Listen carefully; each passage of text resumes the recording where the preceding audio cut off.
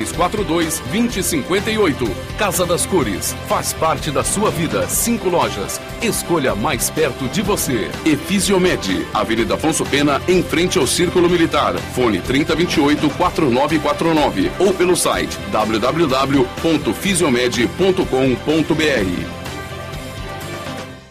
Bom dia, Campo Grande. Bom dia, Mato Grosso do Sul.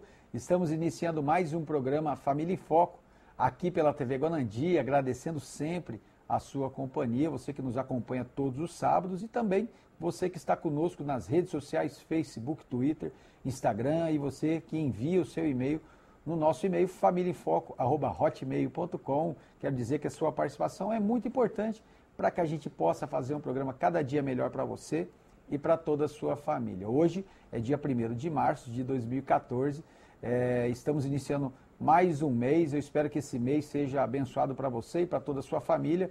Lembrando que nós estamos aí no início, do feriado de carnaval. Eu espero que você possa tomar bastante cuidado, principalmente no trânsito, você que consome alguma bebida alcoólica, que você possa passar o volante para outra pessoa, para que a sua vida e a vida de outras pessoas também possa estar preservada. Por falar em vida preservada, por falar em saúde, nós vamos falar hoje de uma doença que tem atrapalhado muitos relacionamentos familiares, os relacionamentos profissionais, que tem atrapalhado as vidas de muitas pessoas. Nós vamos falar hoje sobre a depressão, seus sintomas, suas causas. Quem sabe na sua família pode ter alguém que esteja passando alguns sintomas, esteja com algum quadro de depressão e às vezes você não sabe detectar. Então nós vamos falar desse tema tão importante, é uma doença que está assolando aí muitas vidas, muitas famílias. Então, é muito importante que você tenha conhecimento sobre o assunto. Para falar desse assunto, é uma alegria muito grande trazer uma amiga que é especialista em depressão, ela é psicóloga, ela é psicopedagoga e também atende muitas famílias ajudando nessas questões. A nossa amiga Cristiane Vasconcelos Tinageira. Cristiane, seja bem-vinda ao nosso programa, o programa Família em Foco. Obrigada. Cristiane, a gente acompanha, eu não sou especialista assim como você, mas a gente escuta aí algumas reportagens, algumas matérias falando sobre a questão da depressão como o mal do século. É uma doença que, infelizmente, atrapalha a vida de muitas pessoas. Essa doença pode ser chamada de mal do século, ou existem outras doenças que já passaram esses níveis da depressão? Hoje não é mais o mal do século, porque quando ela foi o mal do século, houve um avanço significativo nos estudos das doenças mentais. Então, foi importante que ela estivesse em foco. Hoje, a gente vê, por exemplo, na saúde mental das crianças, existem outras doenças que estão em foco, o autismo, o TDAH, no adulto tem o transtorno de personalidade borderline, tem o TAB, o TOC, que são outras doenças que podem ter a depressão como comorbidade, como sintoma. Mas a depressão hoje não é o mal do século, a gente vê outras doenças. Legal. E a depressão, tem muitas pessoas que falam que é bobeira, que é frescura, que a pessoa não quer, ela não gosta de trabalhar, por isso que ela está ali, no cantinho dela, mas os estudos mostram que realmente é uma doença e as pessoas têm que tomar bastante cuidado e as pessoas da família, do relacionamento, têm que ter essa paciência e ajudar as pessoas, né? É verdade. Isso é um estereótipo, uma falta de conhecimento, porque depressão é uma doença, ela realmente prejudica, como você disse, a vida social, no trabalho, e ela tem um quadro de sintomas específicos, Então, a pessoa com depressão, ela vai ter o seu ânimo alterado, o estado de ânimo diminuído, deprimido, ela vai ter uma irritabilidade, ela vai ter a disfunção do sono, a disfunção do apetite, o isolamento social. Às vezes ela vai perder o prazer por coisas que antes ela fazia e agora ela não faz mais. E tem alguns casos também de ideias suicidas, que agrava o caso de depressão, que a gente vê em depressões mais graves. Então, ela tem que ser olhada com cuidado, né? Não com esse olhar de que a pessoa está usando a depressão para conseguir ficar mais em casa, acordar mais tarde, né? Realmente ela tem uma dificuldade. A gente escuta muito do paciente assim, olha, eu acordo e sinto uma angústia aqui dentro. Eu sinto que eu não tenho uma energia, falta uma energia para sair da cama. Então, realmente é muito sério. A falta de vontade, né? Até mesmo de levantar da cama. Né? E tá relacionado à volição, né? A volição tá diminuída. Então, existe uma desmotivação, né? Que é interna, que é explicada pelas causas da depressão. Cristiane, o que pode causar a pessoa chegar nesse quadro? Às vezes a pessoa tá tudo bem, está vivendo bem na família, no trabalho, nos relacionamentos, e aí de uma hora para outra acontece, ou já é uma questão que vai acontecendo no dia a dia e chega um determinado momento, ela se entrega para a depressão. O que pode causar até a pessoa chegar nesse ponto? As causas são multifatoriais, então não tem um fator só que determina se uma pessoa vai ter depressão ou não. Uma delas é a predisposição genética, ou seja, alguém que tem depressão já tem alguém na família, os pais, alguém muito próximo, que também tem ou teve depressão. Então, existe uma predisposição genética. Mas só isso também não determina que alguém tenha ou não depressão. Aí, somado a isso? Por isso que é multideterminado. O que nós temos ainda? A disfunção neuroquímica, que é a forma como a comunicação entre neurotransmissores como dopamina, noradrenalina e serotonina estão envolvidos na atividade cerebral, na transmissão. E elas são reguladores do humor. Elas são reguladores da depressão. Então, nesse paciente, elas estão diminuídas, estão descompensadas. Outra coisa também muito importante são os traços de personalidade. Então, se o paciente ele tem um temperamento, se o indivíduo ele tem um temperamento mais depressivo, ele tende a se deprimir mais nas questões, nas crises, nos conflitos. E aí quando a gente fala em crises, em conflitos, a gente também já está falando das questões ambientais. Que essa também é uma parte bastante importante da causa da depressão. Porque eu posso ter uma predisposição, mas se eu conseguir lidar com as crises, com as perdas, com os traumas de maneira mais tranquila, eu não vou me deprimir. Né? E no caso da depressão, o que acontece? Essas influências ambientais são gatilhos para que a depressão surja. Legal. Existem, pelo que você disse, tipos de depressão, né? Que vão desde a infância até a fase adulta. Isso, existem tipos de depressão. Cada autor, ele vai classificar de uma forma diferente. Como nós estamos num programa de família, eu acho interessante a gente situar em relação aos ciclos de vida. Então, na infância tem a depressão infantil. Como que ela aparece? Ela é parecida com os sintomas da depressão do adulto, isso. Só que ela tem um diferencial.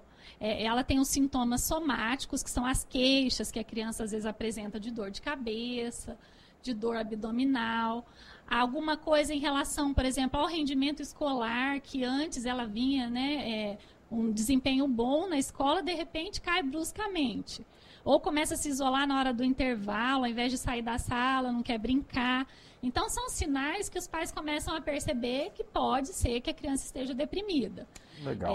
Nós vamos encerrar o nosso primeiro bloco. Aí, no segundo bloco, a nossa convidada de hoje, a Cristiane Vasconcelos Tinageiro, está falando sobre a depressão. Ela encerrou agora falando que a depressão está desde a infância. E no segundo bloco, ela vai falar na sequência, em todos os níveis, aí, em todas as faixas etárias da vida de cada pessoa, ok? Fique ligado e já nós voltamos com esse tema tão importante. Volta com o programa Família em Foco, deste sábado, falando sobre a questão da depressão, o que a depressão tem ocasionado, tem mostrado de consequências na vida das pessoas, nos relacionamentos familiares, tem atrapalhado muitas famílias. Também, não só na questão da familiar, como a Cristiane disse, também na questão dos relacionamentos profissionais, enfim. Em todos os tipos de relacionamentos, você estava dizendo, Cristiane, que a depressão ela tem vários níveis, em várias faixas etárias. Você encerrou o primeiro bloco dizendo a questão da faixa etária na infância, né? Então, ela pode começar ali na infância e pode ter a sequência durante toda a vida, né?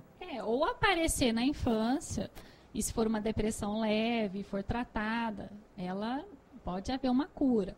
Agora, se a gente for falar, já que a gente está falando de fases, né, na adolescência, como já tem toda aquela questão da crise da própria da adolescência, de explosão hormonal, de tudo mais, os pais têm que estar muito interessados em entender assim, quais são os pensamentos do adolescente. Porque se ele demonstra alguns pensamentos suicidas, aí precisa ser feita uma intervenção urgente de tratamento e às vezes até de internação, né? Porque aí a gente está falando de um risco de vida. E a depressão pode sim, né, levar a esses sintomas mais sérios. Aí, adolescência, juventude... Isso. Já na fase adulta, a gente vê assim, o homem ele pode sim ter a depressão, e aí entra naquele quadro clássico dos sintomas que eu já citei anteriormente, mas para a mulher a gente tem a depressão pós-parto, que é bastante específica. Quer dizer que toda mulher pode ter depressão pós-parto? Não, vai depender se ela tem uma predisposição, se ela já tem, se ela já é mais deprimida diante das situações. Agora, a depressão pós-parto, ela vai se diferenciar da depressão maior, porque a relação que a mãe tem com a criança é bastante difícil. Então, a mãe tem uma dificuldade de amamentar. Às vezes, ela não quer pegar a criança no colo. Então, assim, quem tem que estar muito antenado são os familiares, né? Porque existe hoje medicamentos, inclusive, que a paciente pode tomar e ela pode continuar amamentando. E aí, para que não quebre esse vínculo, porque depois ela fica muito sobrecarregada de culpa, né? Que também é um sintoma da depressão. Já na fase da senescência, nos idosos, a gente também, a depressão pode existir. E ela, às vezes, pode vir com o advento da aposentadoria, uma ociosidade. Isso vai depender muito de cada pessoa, porque é muito subjetivo. Alguns encaram as dificuldades de maneira mais leve, outras tendem a se deprimir. Legal. Cristiane, a gente pode dizer que a tristeza é a mesma coisa que depressão? Às vezes a pessoa fala, porque a pessoa está triste, fala, ela está deprimida. Uhum. É um sinônimo, tristeza é sinônimo de depressão ou não? Não, a tristeza, por si só, ela não preenche o critério de diagnóstico para a depressão. Ela é um dos sinais. E assim, nós, diante de qualquer dificuldade da vida, crise familiar, econômica, tende a ficar um pouco mais triste. Só que é uma tristeza passageira. Já na depressão, ela é uma tristeza que perdura por dias, por semanas, ela está o tempo todo. Então, ela é uma tristeza patológica. Ela não passa, né, sem o tratamento. Então, é diferente. A tristeza, então, ela pode ser um dos componentes da depressão. Ela é um dos componentes, né? Que é o humor deprimido, o estado de ânimo deprimido é um dos sintomas, é o principal sintoma, né? A gente tem sintomas primários e sintomas secundários. Então, a tristeza, ela está dentro dos sintomas primários da depressão. Você falou que ela pode acontecer desde da primeira infância, né, até a fase depois da aposentadoria, pessoal, né, da terceira idade, né? Em qualquer momento. Mas existem níveis ou tipos de depressão ou não? Então, mais grave? Sim. Intensidade, né? Então, tem a depressão leve, moderada, severa. No caso da depressão leve, aí a gente vai entrar um pouco já no tratamento, a psicoterapia, ela já resolve. Então, dentro dos estudos, o que se comprova? Que a terapia, ela também aumenta a atividade neuroquímica, a produção de serotonina, e ela, por si só, já ajuda o paciente a sair da crise. Agora, há depressões moderadas e severas, em casos mais graves, como eu falei do adolescente, por exemplo, né, que tem ideações suicidas, ou um adulto, o tratamento aliado, né, à terapia, psicoterapia, e a ajuda do psiquiatra vai fazer com que esse tratamento e esse paciente seja beneficiado, porque os estudos também apontam que a associação entre esses dois tratamentos vão ajudar o paciente, né, a ter um melhor prognóstico. Então, as depressões mais simples, vamos dizer, com uma intensidade menor, podem ser curadas nas sessões, né? Isso, na própria sessões, terapia. Né? Porque, olha só, o paciente deprimido, até as crianças, adultos, eles têm, assim, uma tríade cognitiva. Ele tem, assim, pensamentos ruins a respeito dele, do outro e do futuro.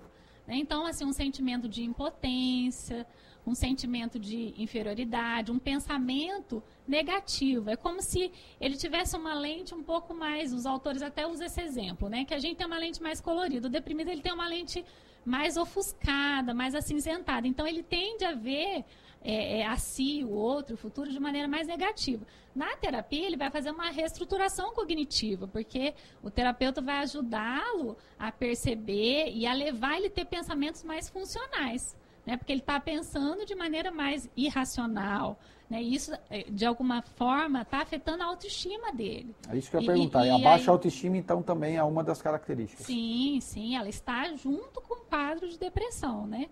Ela está permanente. E nesses casos, vocês procuram conversar até mostrar as qualidades dessas pessoas. Sim. Aí, dentro de cada abordagem, né, tem estratégias cognitivos comportamentais para que ele saia desse quadro, que ele consiga enxergar outros caminhos, né, consiga pensar de forma diferente, pensar de maneira menos negativa, porque ele também vai sentir de forma diferente, a partir do momento que ele começa a pensar diferente. Legal, nós estamos encerrando nosso segundo bloco, falando sobre a depressão, seus sintomas e também sobre os tratamentos com a nossa amiga Cristiane Vasconcelos. Fique ligado e já nós voltamos com o nosso terceiro e último bloco.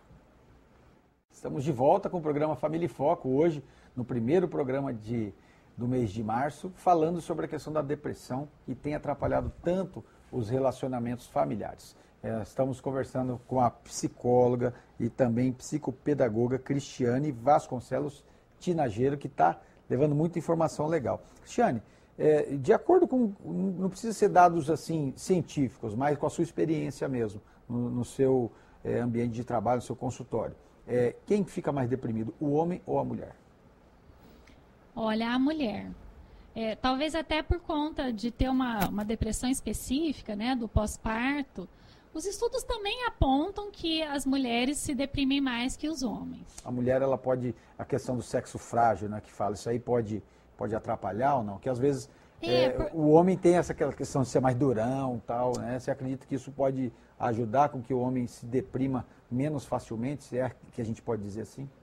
Eu acho que não seria tanto por esse lado. Eu acho que é por uma questão assim que a mulher ela passa por alguns ciclos de vida, né? Por exemplo, tem o pós-parto, aí tem a menopausa, e que isso traz uma consequência maior para a vida dela. Entendi. Cristiane, outra questão legal que eu anotei aqui, que às vezes as pessoas falam, né? Pode ter alguém que vai até rir dessa pergunta, mas eu acho legal. Às vezes a gente escuta as pessoas dizerem que é frescura, é uma coisa que você já falou que não é, que é uma doença mesmo. E outra questão, da gente falar, depressão é doença de rico. Isso aí atinge só a classe, vamos dizer assim, econômica mais abastada ou pode estar em qualquer nível social? Nossa, de jeito maneira. Realmente, a depressão ela é muito democrática nesse sentido. Então, ela pode tanto aparecer em qualquer ciclo de vida, né, fase de vida, como nós falamos anteriormente, como ela pode aparecer em qualquer classe social, econômica. Ela é bastante democrática nesse sentido. Então, qualquer um pode. É isso que é a pergunta. Qualquer pessoa, então, pode ter depressão. Qualquer pessoa pode ter depressão. Independente de sexo, de idade e de condição social. Isso mesmo. Correto. Legal. Outra questão interessante, às vezes a pessoa sabe que alguém da família tem a depressão. Os familiares, né, que estão ali no mesmo ambiente, mesma família, ou às vezes na escola. Né, você sabe, às vezes tem alguém na universidade, na faculdade que tem esse quadro e a pessoa quer ajudar. O familiar quer ajudar, o amigo quer ajudar. O que ela pode fazer para ajudar? Não, está fazendo o tratamento medicamentoso, está fazendo as sessões, né, com o psicólogo. Mas o que eu, como amigo, o que eu, como familiar, posso ajudar aquela pessoa que está nesse quadro? Eu acho que primeiro seria a motivação mesmo para que o paciente continue em tratamento. Porque ele vai incentivar ele a continuar tratando. Porque ele vai, em alguns momentos, querer desistir. Como ele tem muito mais dificuldade de sair da cama, às vezes a cama é um estímulo concorrente para que ele continue lá. né? E a família, sabendo da necessidade disso, ela, lógico, ouve o profissional de psiquiatria, né, tanto da psicologia, de ajudar o paciente a enfrentar os desafios, dificuldades, de sair de casa, porque o paciente também tende a se isolar socialmente, a deixar os hobbies que ele gostava de fazer, que antes dava prazer, ele deixa de fazer. Então, o que um familiar pode fazer? Né? Sabendo disso, conhecendo o paciente melhor do que qualquer pessoa, incentivá-lo a sair de casa, a falar coisas, palavras de incentivo para que ele melhore, porque tem tratamento e tem formas da pessoa conseguir levar a depressão de uma maneira mais tranquila. Até aqui no nosso programa a gente fala muito aqui dos versículos, né, e fala da Bíblia, né, e a gente aprende na Bíblia que a palavra ela tem poder, né? Se a pessoa já está baixo astral, se alguém da família começar a falar, você é mole, você é isso, você é aquilo, isso tende até a piorar o quadro, né? E em contrapartida, se falar que a pessoa, falar os valores dela de uma forma positiva, ela pode até estar mais animada para vencer a depressão também, né? Sem dúvida, sem dúvida. Então, cuidado, né, os familiares e o que estão dizendo, né, para as pessoas que estão nesse quadro. Quantas vezes por semana são feitas essas sessões? Por exemplo, num caso de uma pessoa que está num quadro intermediário, né, que pode ser tratado com um psicólogo. São todos os dias de semana, 3 vezes por semana? Como que é feito o tratamento? Se for uma depressão, cada caso é um caso. Tem paciente que vai uma vez por semana no consultório. Quando ela já está ficando, né, dentro de um processo terapêutico que ela está fortalecida emocionalmente, que ela consegue encarar bem todas as situações, se adaptar às dificuldades que ela está passando, ela pode depois começar até a alternar, espaçar entre uma sessão e outra. Mas vai depender um pouco da abordagem do psicólogo. Tem algumas terapias que o paciente tem que ir 2, 3 vezes por semana. Então, depende também de cada caso e de cada abordagem. Mas, geralmente, às vezes, pode ser até uma vez por semana já é suficiente, em alguns casos. Isso. Agora, por exemplo, casos mais graves, né? Provavelmente o paciente vai precisar ir 2 ou 3 vezes por semana. No caso da pessoa passar por uma situação traumática, por exemplo, né? Perder um familiar, uma pessoa que ama, um namorado, um esposo, um filho, isso daí pode ser um gatilho, né? Pode ser uma coisa que vai despertar para a questão da depressão? Sim, porque a gente sabe, tem a questão da predisposição genética, da disfunção neuroquímica, tem traço da personalidade, mas qualquer gatilho, que às vezes a pessoa não consegue enfrentar aquela crise, aquela dificuldade, é o suficiente para que a depressão apareça. E uma questão interessante, às vezes a pessoa se curou da depressão e a gente pode dizer que ela pode ser acometida dessa doença em qualquer outro momento, ou ela foi curada em uma vez, ela já está curada, ela pode voltar de tempo em tempo, como que é? Alguns casos de depressão têm cura, mas na maioria das vezes a depressão é crônica e ela é recorrente. Então, como você falou, aconteceu um trauma, perdeu um ente querido, perdeu o emprego, algo que seja muito significativo para ela. Pode voltar à crise. Às vezes o paciente estava bem, já tinha se recuperado e ele tem uma recaída. Então ele volta no tratamento e bola para frente. E continua o tratamento, né? Então é uma coisa meio frequente, né? Que é um cuidado que essa pessoa que já teve essa disposição deve ter, né? Porque olha só, a gente fala de saúde, né? Então, por exemplo, o paciente que é diabético, ele tem que tomar insulina todos os dias, ele tem que cuidar da alimentação dele. E o paciente que tem algum transtorno mental, ele também tem que cuidar da sua saúde mental. Então, né? O tratamento, ele além da questão da terapia, então tem alguns tratamentos auxiliares, como atividade física, e mais que vocês recomendam para a pessoa fazer? Isso a gente entraria na prevenção. A atividade física, ela ajuda na produção de serotonina. Certo. Então, que vai estar ajudando esse paciente a regular esse humor e tudo mais. Agora, a gente também pode pensar, né, em termos mais subjetivos, de personalidade, a pessoa não criar metas muito fora de expectativa, o que ela não vai alcançar. Que não haja frustração, né?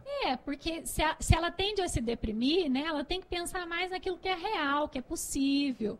né? Então, fazer aquilo que gosta, a gente poderia entrar nesses termos para falar de prevenção. Legal. Porque a gente pode, na verdade, né, ajudar nessa questão das influências ambientais. Entendi. Então, se a gente focar nisso, melhorar a qualidade de vida da pessoa, em todos os aspectos, ela, né, tem uma chance menor de que essa depressão volte. Entendi. Cristiane, eu quero agradecer muito. Tenho certeza que os amigos de casa também estão gratos com as informações. Eu queria que você deixasse uma mensagem rapidinho, né, nos nossos segundos finais do programa, e também um contato, né, para alguém que queira saber mais ou queira buscar um tratamento, possa te procurar. Sim, eu queria dizer que a depressão, ela tem tratamento, tem controle, então que a pessoa precisa, em primeiro lugar, pensar em se cuidar. E deixo o meu telefone para contato do consultório, 3306-7020. Estou à disposição. Legal, Cristiane. Obrigado pela sua participação. E em breve nós vamos te convidar para falar de outro tema interessante como esse, ok? Com certeza, venho com prazer. Muito obrigada pelo convite. Eu quero agradecer a Cristiane e agradecer você também que acompanhou todo o nosso programa. Que Deus abençoe você, sua casa, sua família, e que você tome bastante cuidado nesse feriado prolongado de carnaval e que você venha proteger a sua vida e também a vida dos seus familiares, ok? Porque a sua família é o seu maior patrimônio. Cuide bem dela. Beijo no coração e até o próximo sábado para mais um programa Família em Foco. Até lá. Foco. Oferecimento. Centro Estético Avivar. Avenida Joaquim Dornelas, número 20. Colégio ABC. O Portal da Educação. 3342-2058. Casa das Cores. Faz parte da sua vida. 5 lojas. Escolha mais perto de você. Efisiomed. Avenida Afonso Pena, em frente ao Círculo Militar. Fone 3028-4949. Ou pelo site www.fisiomed.com.br.